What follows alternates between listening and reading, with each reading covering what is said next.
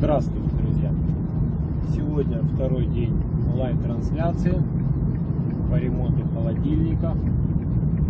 Сегодня рассмотрим ремонт испарителя, точнее устранение утечки, когда в нем пробито отверстие.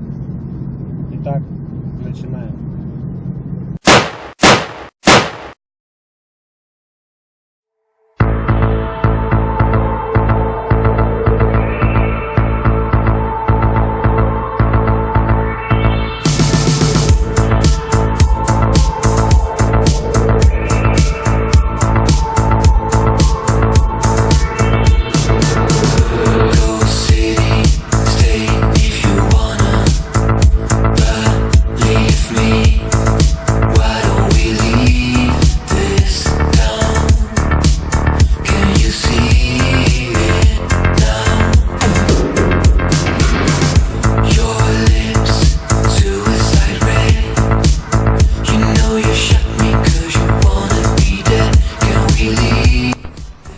Здравствуйте, друзья! Я рад приветствовать вас на портале kshynel.pro. Сегодня к нам в работу попался холодильник Atlan KSHD 256 с пробитым испарителем холодильной камеры. Данная модель холодильника была выпущена приблизительно в начале 90-х годов. Объем холодильной камеры в данном холодильнике 235 литров, объем морозильной камеры 45 литров. Неубиваемый старичок, как говорится, но до того момента, пока заказчик не берет в руки нож.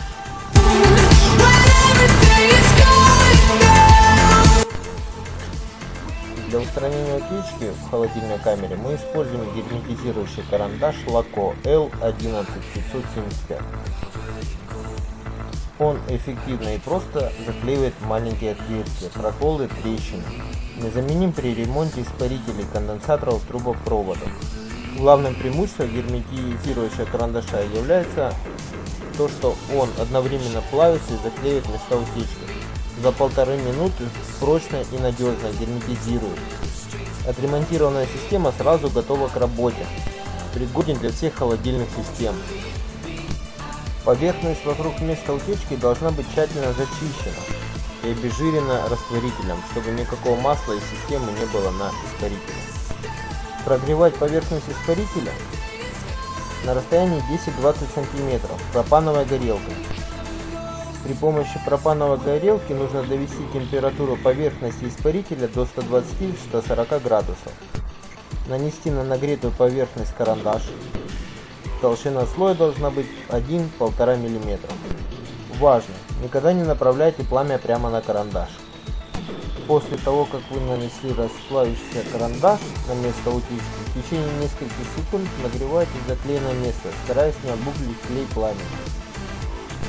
После того, как утечка в холодильной камере устранена, приступаем к замене фильтров, пайки шреддера и заправки холодильника.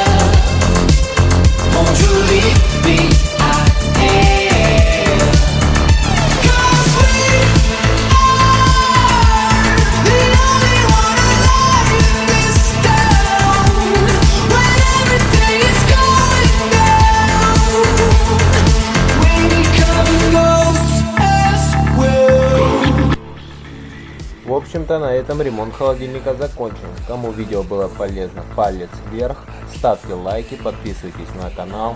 До скорых встреч!